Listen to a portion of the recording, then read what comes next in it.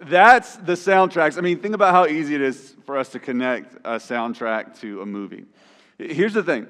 In our lives, on a daily basis, we have, on average, 60,000 thoughts.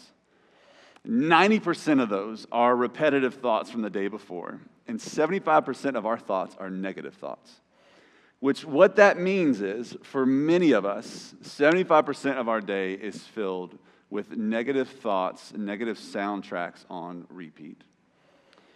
And here's the thing about our lives, and what we believe by every single one of us in this room, whether you're a follower of Jesus or not, is we believe that every single one of us were created for movement.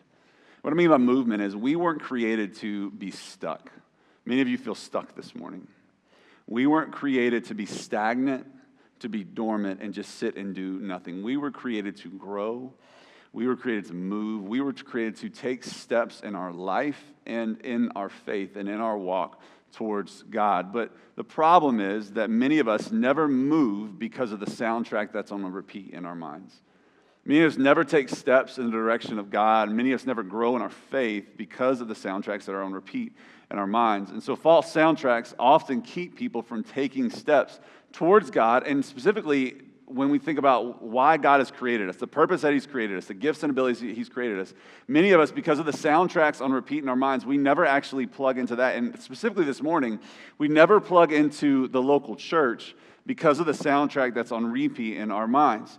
But Scripture shows us that you and I, we were never meant to be spectators. We were never meant to just sit and watch the game as it goes. We were meant to get into the game. We're a central part of the body of Christ. And I think for some of us, the church looks a lot like a puzzle. Anybody love puzzles? Yeah, a couple, okay. So you know this, there's nothing worse than, look at all these puzzle pieces, this just stresses me out. This is my wife's puzzle because she loves puzzles. And okay.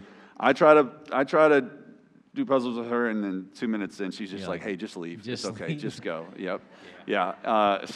But you know this, there's nothing worse than you get a puzzle, you put all the pieces out, and you put all the pieces together, and you get to the end, and there's one piece missing. And it's a puzzle, and you can see the picture, but it's not complete. And for many of us, that's the picture of the church, is that there's so many puzzle pieces that are there and active, but there's pieces that are missing. And so when God sees that, and this is what we want to talk about, when God sees that, He doesn't see a complete puzzle. He sees a puzzle that is missing a piece. And for many of us, that's you. And at times, that's been me. And so what we want to do is we want to talk about two specific soundtracks that keep us from taking steps towards Jesus, and specifically keeping us from taking steps towards being plugged in and a part of His movement in this church. And so what we're going to do is we're going to do what we've been doing the last couple of weeks and say, okay, what do we do with the negative soundtracks in our life? We identify the negative soundtrack, we combat it with truth, and then we write a new soundtrack. And so we're going to take these two soundtracks and figure out, okay, what do we do with those? And so, first soundtrack, go for it, man. Yeah, so when we think about the church and taking next steps, serving, whatever it may be, we can have these soundtracks that play in our mind. And one of those things is this, they already have enough people serving.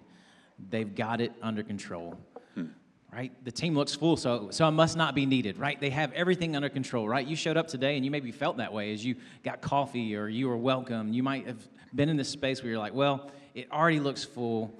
I must not be needed. Yep. But what we find is Paul actually speaks some truth over this. So the lie tells us that we're not needed because the team's full. But Paul speaks truth of this in the book of 1 Corinthians chapter number 12. And we'll be here some today.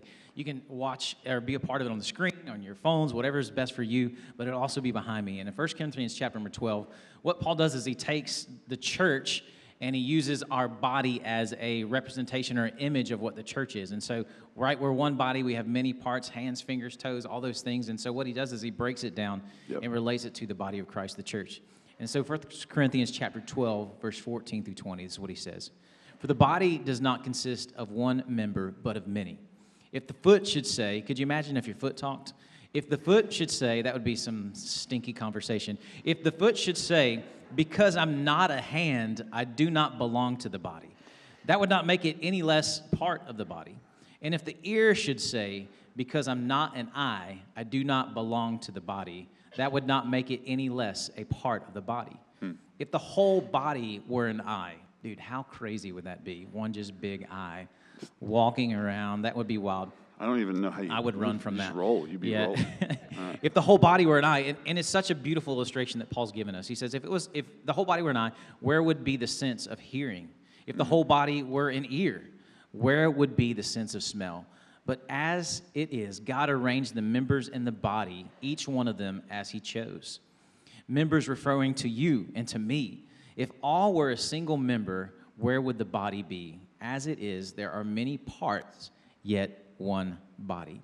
So as we look at this passage and we address this lie that I'm not needed because it's full, we have to understand there's something beautiful that happens. And specifically, we find this in verse number 14. And this is what verse 14 says, going back to it. He says, for the body does not consist of one member, but many. And so as we break this passage apart, and this is what we do a lot on Sundays, we take a verse, put it on the screen, we take it apart, and we just say, how does this relate to us now? And so this word body actually embodies this idea of unity. And so it means the unified church. So the wholeness, the whole, like you just talked about, this complete puzzle. And so as Paul's addressing this first part, he's talking about actually the unified church as he relates it to our body as a whole. Yep. And then we see another word on the end of this, and it's the word many, right? And it just means much or large. It's just a lot of parts and pieces. It's many. But what we see right in the middle of this is what changes this for us, and it begins to remove that lie that, hey, it's full, I'm not needed. And it's this phrase, does not consist of one member. So when we take all of these and we put them together, here's what we understand. This verse tells us something that we cannot miss, and sometimes we do.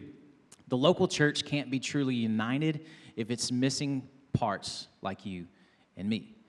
And so when it's missing pieces, it's not truly united. You are the missing piece to complete the puzzle of unity here at City Church towards the mission of seeing a Jesus movement here and now. And here's the thing. It's not about how many people are involved. It's whether the body is functioning the way it should, right? We may have 10 hands and no ears. You might be the ear, right? Hopefully not a hairy ear, but you might be the ear, right?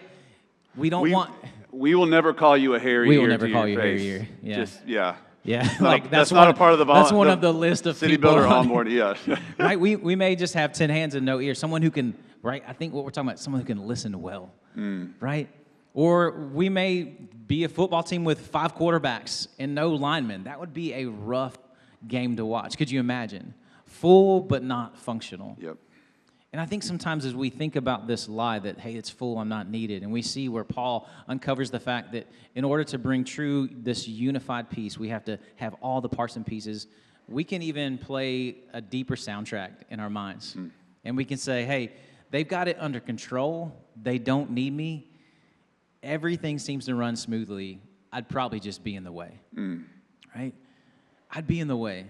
And so in this same passage, Paul continues to give this truth. And he continues to break it apart. And here's what he does in verse 18. He says this, but as it is, God arranged the members in the body, each one of them as he chose. I think what we miss so many times as the church is that the way it was meant to fit together was not accidental, right? The gifts and the abilities that each one of you have, it was not an accident, right? It's not accident that you're here at City Church today. It's not like we took this puzzle and dumped it on the table and it just came together, right? You actually have to have it put together. And so that passage actually says in verse 18, God arranged the members, and it simply means this. You have a place. You have a place to the whole picture of the puzzle. Like you specifically, you're not in the way, you have a place. You're not the odd puzzle piece out. No, you are perfectly fit into the puzzle. You have a place. And this tells us this. It tells us, and this is important, this is something that we communicate. This is why we say city builders and not volunteers. You're more than a number. You are a part of God's purpose for the church. Yeah. Yeah, and I think about so many people here, like that you serve in some capacity. I mean, we have over 250 city builders, people that attend City Church that serve in some capacity.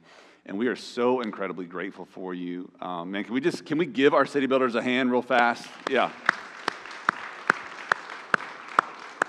And so you hear this and you're like, man, that's a whole lot of people. The beauty of City Church is that we do a whole lot of things. And what I love is, man, just to see and know, like, I mean, our band gets here at before 6 a.m. Yeah. They're pulling up before 6 a.m., getting ready. While that's going on, our table team's getting here, and they're putting out communion and cards in the seat backs, and then City Kids is showing up, welcome team, safety team, table team showing up, Next Steps is showing up, all along the way, praying, preparing for a morning like this. And we're going to get outside of the morning in a second, but a morning like this. And so you look around and you say, yeah, like it's running pretty smoothly. Like, yeah, why? I don't want to be in the way. And I think that's another soundtrack that we could. I mean, many of us just feel like most of our lives we've just gotten in the way. Yeah. And that what we could do and what we could bring to the table wasn't appreciated. And so this morning, what we want you to hear is, and hopefully we want you to hear from God, is that God has gifted every single person in this room, and to not use it to advance His church. And there's other ways we use our gifts and abilities. I'm not saying it's the only way, but it's an important way to be a part of the body, is to join in with other people, to rub shoulders with other people, and to serve. And so over 250 city builders that are serving. But the reality is that every single one of our teams, most of our teams are functioning at 50% capacity.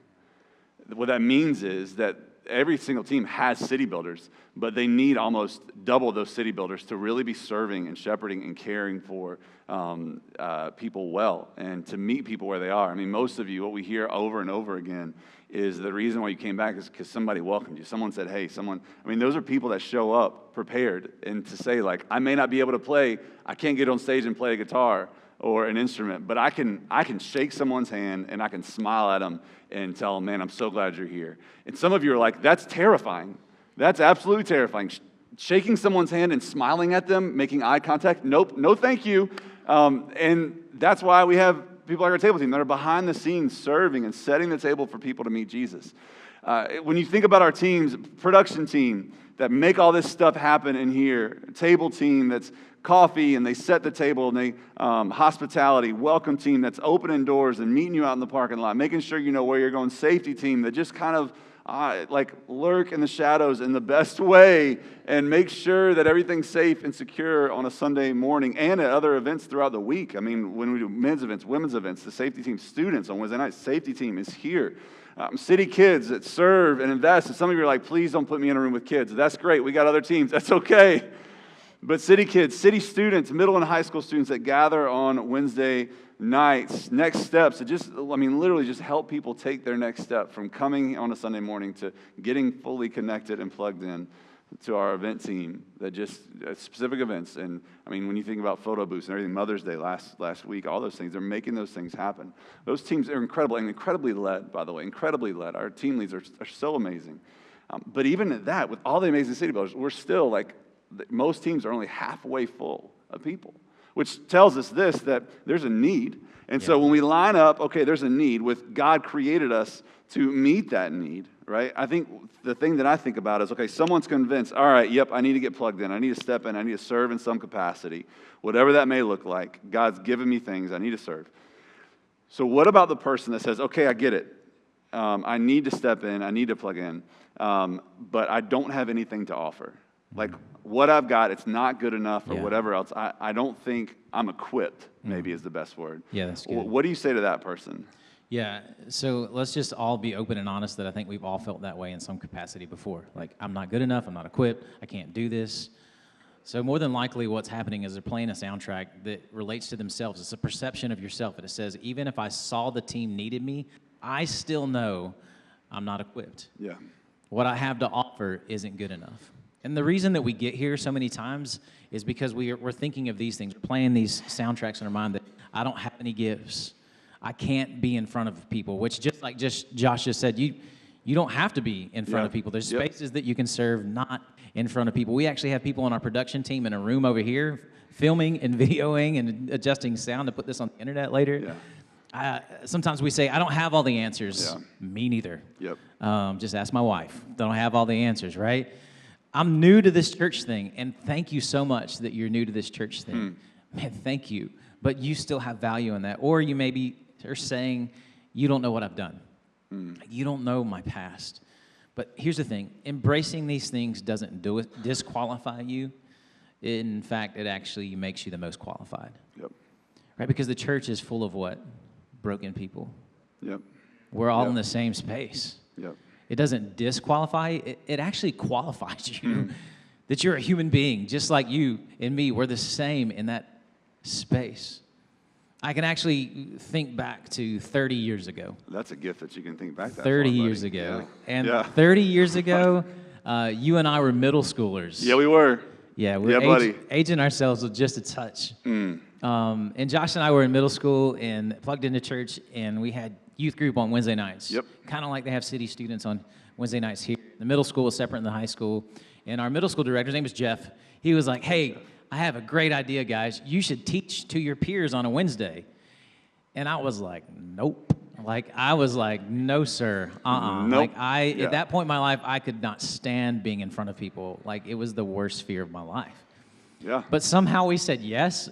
Maybe because we were in it together. I don't know. I think of something. I feel like it was like a little bit of I'm not doing it if he's not doing it. It's probably and what. So yeah. And so we did. We did it. We did it. And so Josh and I that night at Students, we spoke for a whole 7 minutes. I mean, A revival whole broke out. 7 Tears were minutes. shed. They opened up the baptism. Yeah. I mean, it was. It was. It was 7 minutes. 7 minutes. Yeah. Some of you are probably like, why can't you do that today? Yeah. Where's that at? Where's the 7 minutes at now? But what's so crazy about that is I can remember specifically approaching that situation and really playing that soundtrack in my mind of saying, I'm not equipped. Yep. I can't do this. Yeah. And here's what I've found to be true, the truth that Paul gives us in 2 Corinthians chapter 12, verse 9 through 10. And this is what Paul says. He says this, but he said to me, talking about this is what Christ shares, my grace is sufficient for you. For my power, his power, is made perfect in weakness. Come on. Therefore, I will boast all the more gladly about my weaknesses so that Christ's power may rest on me. Yep. As we look at this passage, we see these two words, and it's this, made perfect. And it simply means this, to add what's missing to make it complete. So in other words, here's the thing that we learned 30 years ago, looking back now, Yeah. where you feel incomplete, God can make you complete. Yep. And where you feel like you can't add value or you're not equipped, God can make you complete. There's so many places where you may be the piece to help complete the puzzle. Yeah, and I think that's part of our role and our responsibility as the local church is to give every single person an on-ramp and an opportunity to figure out, to identify those weaknesses, because every step of growth that we've ever taken, whether it's in faith or just personally, it always came with a level of discomfort, right? It always came with I don't know if I can do this, I don't know, and then you stepped into it and you're like, oh, okay, I couldn't do it, but I feel better about taking the risk, and now I've learned something and I want to continue to do it. And so I think our role is to give on-ramps and opportunities to that. And so I know we listed our teams that happen on Sundays, but Warren, specifically, one of the reasons why you're up here, partly because you just do a great job, but also, you're a city engagement pastor. So you lead everything that we do outside of the four walls of this church. One of our core values is to be for our city. And so I think the beauty of that is it's where we get out of ourselves, beyond ourselves, and hopefully show our community Jesus, because we believe wholeheartedly that Jesus can transform a community. His people just have to be on mission to do it and believe that. And so when we think about, okay, how can I use my gifts and abilities, maybe even outside of a Sunday morning, there's opportunities. There's opportunities all throughout the year, right? But coming up as well, yeah. Yeah, so here's the thing. It's more than a Sunday. It's more than just what happens here on a Sunday. So there's so many spaces and places. As you came in, if you came in from this way, maybe you saw the ice cream truck. This is the first time here, why do they have an ice cream truck out here? Well, we use our ice cream truck in our community consistently, constantly, just to dissolve the barrier that sometimes exists between the community and the church. We show up with just the purpose of offering something free to create conversations. And this past week, we gave out close to 1,000 ice creams in 1 week. And so the truck is out there, it's moving, and you can drive. If your dream was ever to drive an ice cream truck, welcome to City Church. Come welcome on, let's go to City Church. Yep. If your dream was to ride in a jumper seat in an ice cream truck, That's more welcome fun. to City Yes, Church. with the door open. We had I don't know someone if that's legal, but yep. Friday that drove the ice cream truck for the first time. She did a fantastic job. And Come on. Yeah, it's literally the most incredible thing. It's a great way to serve his families. But the ice cream truck, it's out there. Movie in the Park. So we actually had Movie at Oars this past Friday. But Movie in the Park is something we do about 4 to 5 times a year. We're either across the street, or this past time we were at Oars, but we're going to be back over here in June in this field across the street. And we just get the opportunity to serve families in our community, to offer a free moment. We partner with Oars Elementary. We were there on Friday night. We saw over 1,000 people this past week from Oars because we hosted their graduation here. Yep. We hosted an award ceremony here. We had movie, and we saw close to 1,000 people this past. If you're here from Oars, man, welcome so much. We're so glad that you're here. But we partner with Oars. We do that through mentoring and teacher support. We help run the PBIS store through the week. And so there's so many spaces at Oars. Spalding United Youth Basketball, which comes in the fall and the winter, where we serve and we run the basketball association for the county. It's rec basketball for ages 4 to 12, boys and girls. And then just partnerships. We always have opportunities where we're stepping in to partner, maybe to fill a need in our community. We were the Tornado, distribution center back in 2023. We work with Backpack for Kids. All places where you can be more than a number and you can plug in even outside of a Sunday. Yeah, so the hope is today that I think if you're not plugged in, that you would, and we're going to give you a simple next step at the end of this, that you would do it. But let's talk about, okay, I want to get plugged in. I need to get plugged in. The soundtrack that plays in so many of our lives when it comes to taking steps towards Jesus, or just in general, is this: I'll take my next step later. Like, I'll take my next step later. I'll wait. We all have a next step to take. And some of us say, I'll plug in eventually, just not right now. Words like, I'm too busy. I don't have the time. I have the desire, but not the time to do it. And so what do we do with that? Because there's a gap for many of us between coming to church and being a part of the church, and being a part of the local church, and investing and serving in some capacity, and just taking a next step in general. And so when we talk about next steps, I'm talking about serving. I'm also talking about salvation. I'm also talking about baptism. I'm also talking about showing up this summer to an event in any capacity. And so if that's the lie, like, I'll take a next step later, the soundtrack, I'll take my next step later. Many times when we say that, we rarely ever do anything with it. And so we combat it with the truth, right? James 4:17 says this: if anyone then, this is a tough one, knows the good they ought to do and doesn't do it, it is sin for them. So James has spent this entire chapter 4, talking about pride, worldliness, and self-reliance. And he ends it with this, saying, what you know you should do but choose not to do, that matters deeply to God. It matters deeply to God. So a couple of words that kind of pop out here. That word knows just simply means to be aware of. So this isn't an ignorant. This is like, I am aware. Like, right now you're sitting there saying, I know the next step I need to take. I know that I need to take a step. So there's an awareness that happens. That word good just simply means it's something that God wants us to do, which is interesting. So when you have this clear nudge of doing something right that you know is going to honor God, the thing that he's saying, James is saying, is once we have that nudge, well, now we're responsible to act on it. Once we have the nudge, we got to act on it. And so he says this: so for anyone who knows the good they ought to do and doesn't do it, so that's inaction. So most people think of sin as something that we do that is bad, but what James says is actually sin is not doing what you should do. And so he says for them, which is personal. So when you know what is right and you choose delayed disobedience, you're accountable. And so what James is saying is delayed obedience is still disobedience. And this isn't like a guilt trip. This is just saying truth, like delayed obedience. I'll do it later. I'll get to it later. I'll take my next step, whatever that is. Whatever that is. He's saying delayed obedience, when God tells you something, is actually disobedience. When we think about growth, and specifically our spiritual growth, there is no neutral. It's either forward or reverse. And when I choose to say, I know I need to do this, but I'll wait and I'll do it later, it's not neutral, it's actually reversed. We're backpedaling. Now, as I was thinking about this, I was thinking, what does he say when we're reflect? And literally, Josh, we take a moment where we say pause and reflect. Isn't that neutral? No, I would say that's not neutral, because we're spending time with Jesus, which is moving us forward. That's different than saying, I know what I'm supposed to do, I'm just not going to do it. there's not a neutral. It's either that or reverse. So James is saying specifically, and just contextually here, he's saying to the person that says, I'll make a decision to follow Jesus next Sunday, or I'll get baptized next time, or I'll serve when I'm less busy, or I'll reconcile that relationship eventually. What he's saying is, if you know the next step you should take and you don't, then that's sin. It's not just delay, it's disobedience. And inactivity is still activity. And here's the thing, it's robbing you of the life God is inviting you into. I think about Bershandra's story. Bershandra got baptized here about a month ago. And we met Bershandra through Spalding United basketball years ago. We actually got to coach her son. And then they started attending, family started attending. And I'll never forget, an email popped up from Bershandra about 3 months ago.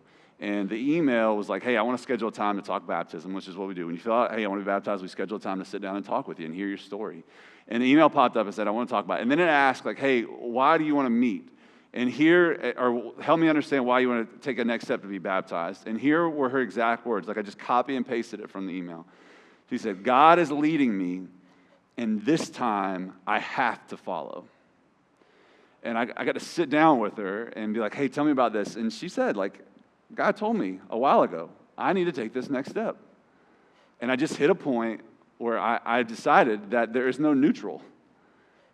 And so my inactivity is activity. And so God is leading me. And this time, I have to follow. And I think for some of us this morning, your this time is right now. It's here. This time I have to follow, because the longer we delay, the more, whatever it is, the more we miss out on. And I believe that the body of Christ, the church, misses out the longer that we delay, because we're not fully a part of that puzzle yet. Yeah, so as we move through this morning, we've always ended with this thought and this thing that we have to actually change the soundtrack. To embrace these truths and remove the lies, we have to change the soundtrack that's on repeat in our mind. And so this morning, here's what we're going to do. We're going to replace "they don't need me." So they don't need me on a Sunday. They don't need me in the community. They don't need me to serve. I don't need to use my gifts. To God designed me for this. God designed me for this. Notice the truth is not, we need you. No, we're not begging you this morning. No. We want you. But what we truly want is we want you to move towards what God has designed for you. Yep. To be that puzzle piece that fits so perfectly.